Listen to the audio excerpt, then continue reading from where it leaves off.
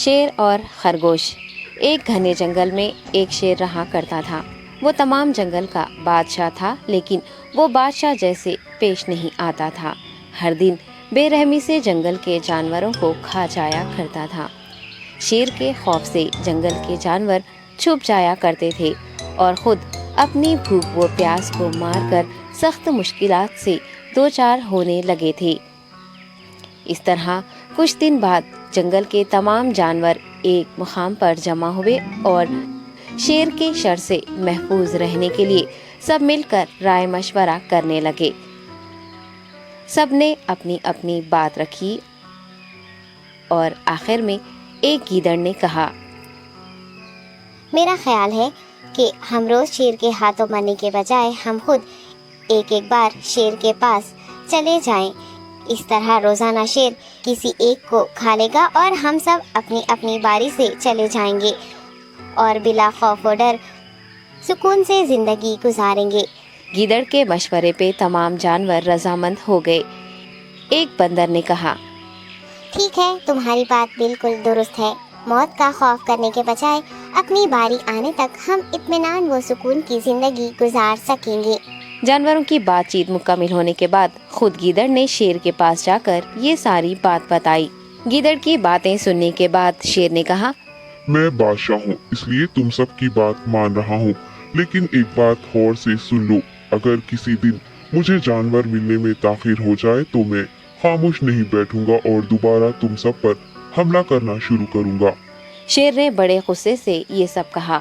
شیر کی باتیں سن کر گیدڑ نے سر ہلاتے ہوئے حامی بھر دی اور وہاں سے چلا گیا۔ اس دن کے بعد ایک ایک جانور بلا ناغہ اپنی اپنی باری کے مطابق شیر کے پاس جانے لگے اور شیر سکون سے اپنے پاس آنے والے جانوروں کو مار کر اپنی بھوک مٹانے لگا۔ یہ معاملہ ایسے ہی چل رہا تھا اور ایک دن شیر کے پاس جانے کی باری ایک خرگوش کی آئی۔ وہ خرگوش بہت ہی ہوشیار تھا۔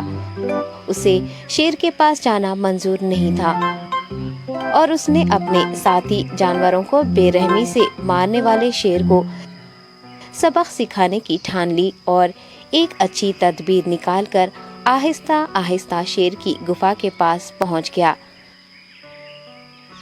تاخیر ہو جانے سے شیر کافی غصے میں تھا اور خرگوش کو دیکھ کر غصے سے کہنے لگا، میں نے تم سب کو پہلے ہی کہہ دیا تھا، دیر ہو جائے تو میں خاموش نہیں بیٹھوں گا۔ تم نے وعدہ خلافی کی ہے، اس لیے میں جنگل جا کر من چاہے جانور کا شکار کر کھا جاؤں گا۔ تب خرگوش نے شیر سے کہا، معاف کر دیجیے بادشاہ سلامت، غلطی ہو گئی اور اس کا ایک واجب سبب ہے۔ اطمینان رکھیے، میں بیان کرتا ہوں، آپ سنیے اور اس کے بعد آپ آرام سے مجھے مار کر کھا لیں۔ شیر نے پھر غصے سے کہا، وہ کیا بات ہے، جلدی بتاؤ۔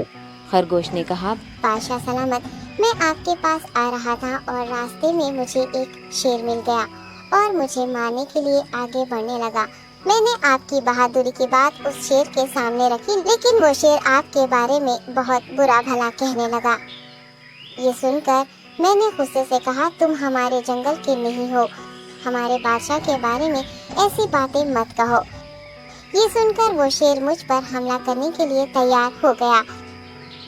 یہ دیکھ کر میں نے کہا، تم مجھے مارو گے تو ہمارے بادشاہ تمہیں ہرگز نہیں بخشیں گے۔ تب اس شیر نے کہا، تمہارا بادشاہ میرا کیا کر لے گا؟ میں نے کئی ہاتھیوں کو اپنے پنجے سے مار گرایا ہے۔ تمہارا بادشاہ ہو یا کوئی اور ہو، میرے ہاتھوں بچ نہیں سکتا اور میرے سامنے کوئی ٹک نہیں سکتا۔ میں اسے ختم کروں گا۔ یہ سب بدتمیزی کرنے لگا۔ میں نے اس شیر سے کہا، تم ہمارے بادشاہ سے آ کر بات کرو۔ تب اس نے فخر سے کہا، میں کیوں آؤں؟ تمہارے بادشاہ میں دم ہے تو اسے ہی یہاں لے کر آؤ۔ یہ کہہ کر مجھے دبانے لگا۔ بادشاہ سلامت، اسی لیے آنے میں تاخیر ہو گئی۔ یہ سنتے ہی شیر غصے سے کہنے لگا، چلو ابھی چلتے ہیں، اسے ختم کر دوں گا۔ یہ سننے کے بعد خرگوش نے شیر کو جنگل کے درمیان موجود ایک کنویں کے پاس لے گیا۔ خرگوش نے کہا، بادشاہ اس کے اندر دیکھیے، وہ وہاں آپ کا بے صبری سے انتظار کر رہا ہے، آپ اسے اچھا سبق سکھائیے۔ شیر غصے سے فوراً کنویں میں جھانکنے لگا اور زور سے دہاڑنے لگا۔ تب دوسری جانب سے بھی دوسرا شیر دہاڑتا ہوا محسوس ہونے